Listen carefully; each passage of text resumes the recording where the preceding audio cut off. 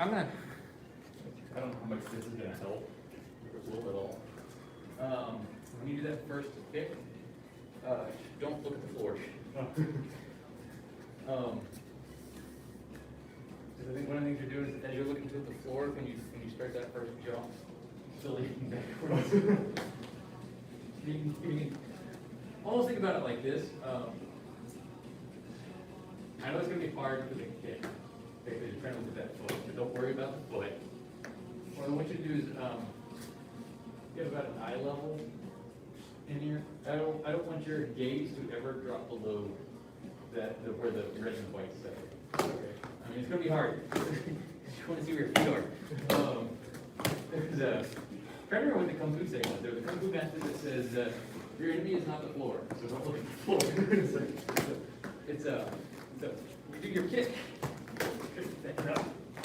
Sorry.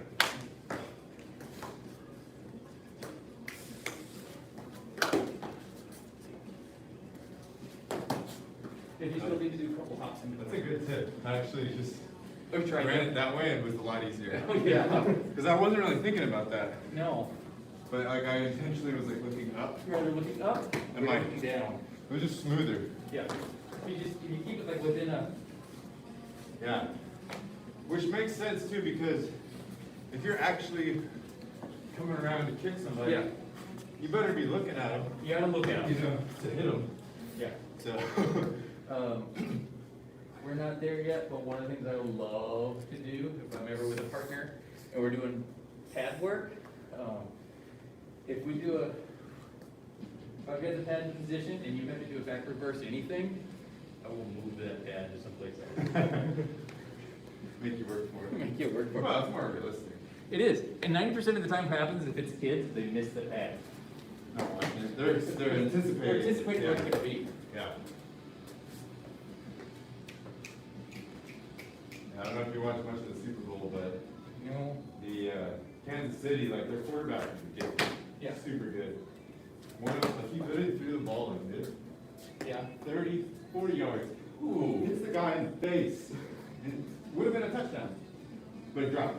Like that's how accurate he was, but yet his teammates still. Yeah. I would have been so mad if I put money on that game. Yeah. Because I mean, that was the odds favorite, but they just played terrible. I heard their offense was bad. Which, I mean, they were like invincible all year. Yeah, you gotta play the game. You know? Yeah. Same thing with fights too, like, sometimes people are like, oh, I know they're gonna win. It's like, Yeah, you you never know. fights are random. They are. The one thing that I've heard that like if it's a fight, two big things that determine the fight. One is experience. They're both about the same. It's not even it's going to be close. They're both the same. Right. And the other thing is weight difference. If somebody's got 100 pounds on somebody else, they're going to win. Well, also too, like, they'll be in the same weight class, but like, what they normally walk around at is different. Yeah. So as soon as after they weigh in and they eat, Yeah. they jump 20 pounds. Well, so the big problem with that is that they have to do promotional material from the weigh-in. And so they have to have enough time from the weigh-in to do promotional material before the fight. Oh, I see what you're saying. Yeah. So that gives them 2 or 3 days to bulk back up. Yeah, you can bulk a lot in 3 days. Yeah. A lot. Yeah. Especially if that was water weight. Oh yeah. Which is all they do. Purge the water. They lots of sodium.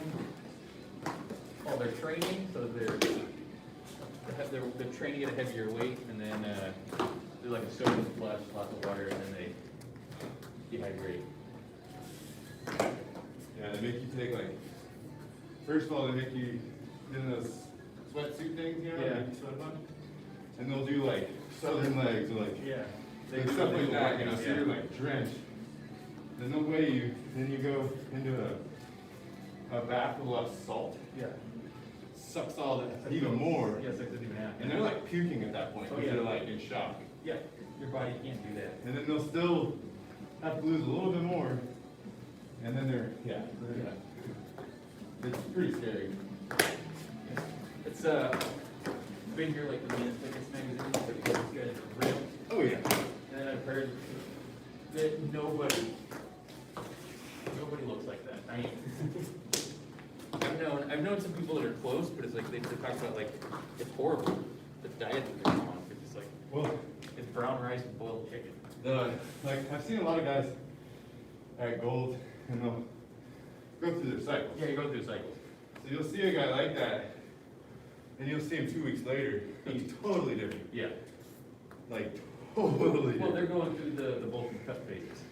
And like when they're bulking, man, I swear to God, their face is this red. They'll get done with the workout, they're just, Yeah. and like they walk around like they're ready to eat a barbell. You know? Like, Yeah.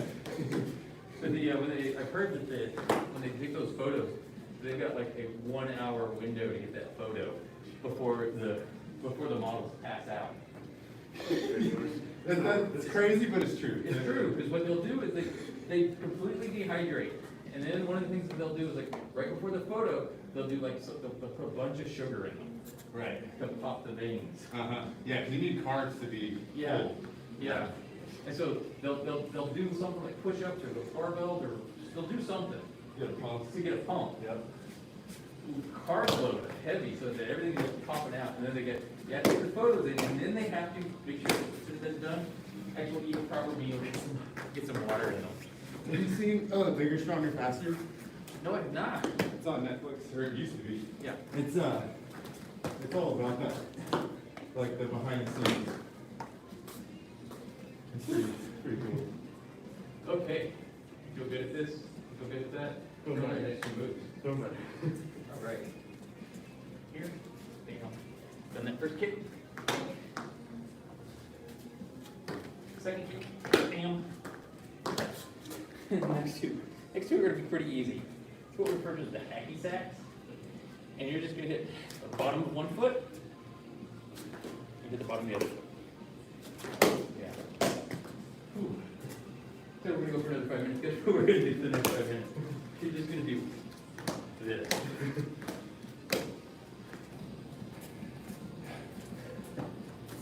Yeah. There you go.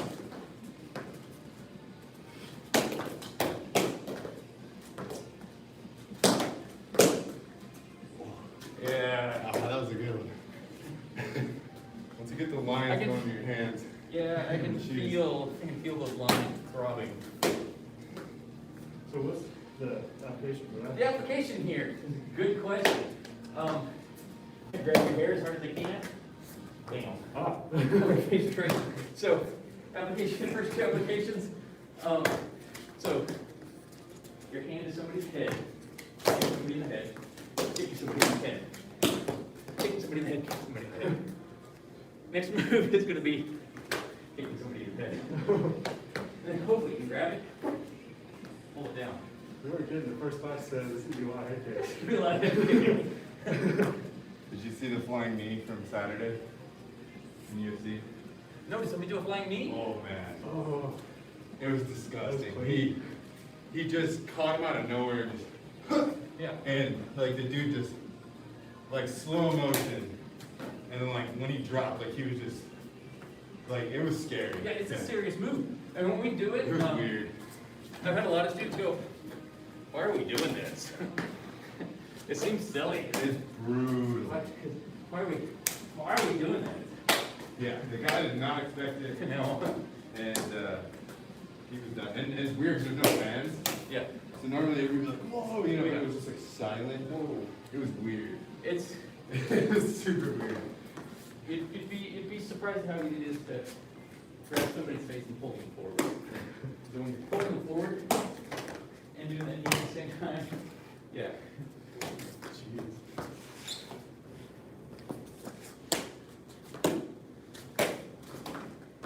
If we weren't in a pandemic, I'd show you how easy it is. Especially when you're caught off guard on it. Oh, yeah.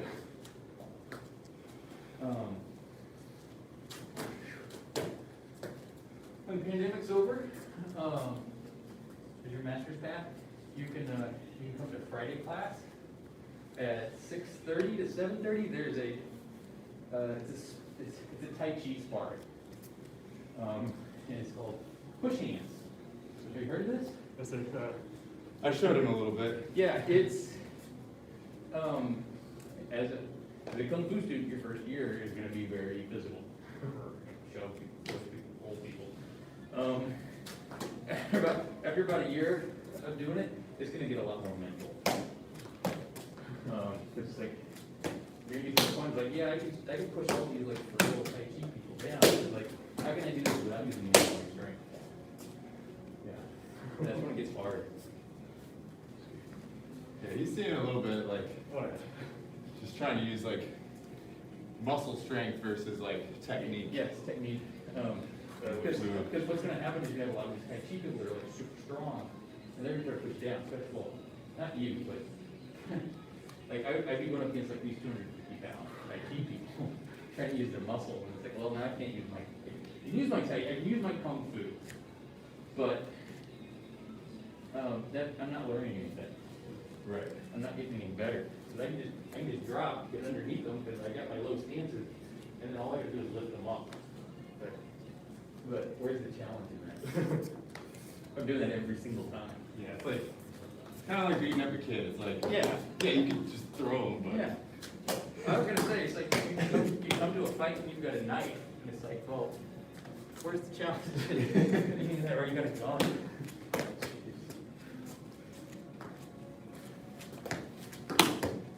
So the point is that you gotta learn how to outmaneuver and outfox the person. And it's one of those things where you've gotta learn how to use your body control. Your body is hard. But it makes you come to better. All right, so we got those 4 movements, right? So,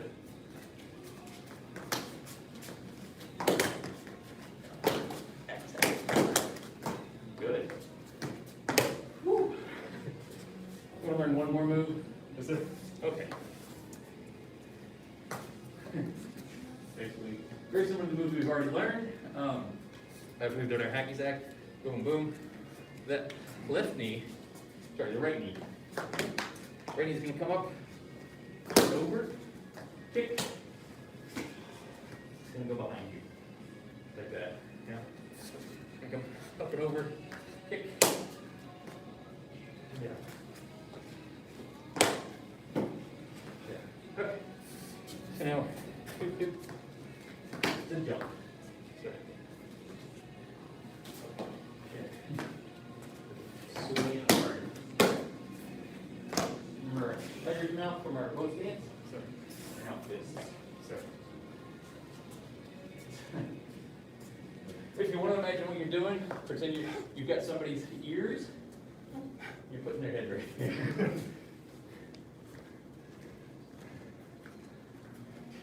Actually shearing those ears off as you do this. Yeah, it doesn't take much to, Oh, it doesn't. it's like ridiculously easy. It's. Especially if you twist while you do Twist, it. yeah, they're both going different directions. And you're Oh. pulling. I didn't know that detail. Oh, well. But I guess they would be, right? Watch your hands, yeah. Yeah, because they're just naturally, Because if you can grab here, they end up like this. right, which is It's different just- directions. Because this Yes. one's going this way, Yeah. that one's going that way. Yeah, unlike our tiger's mouth, which is here.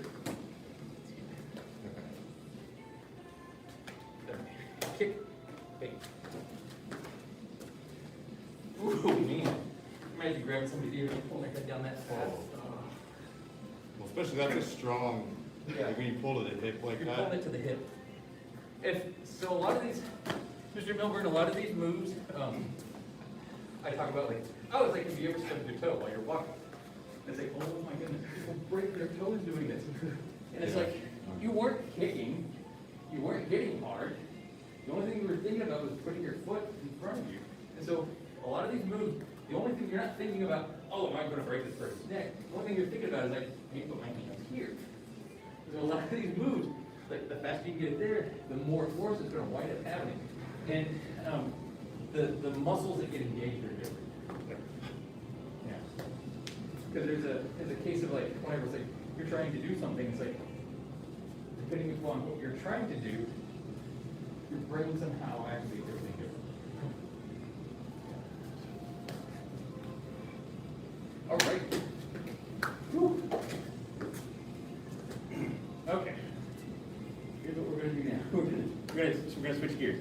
We're gonna work on that, front iron broom.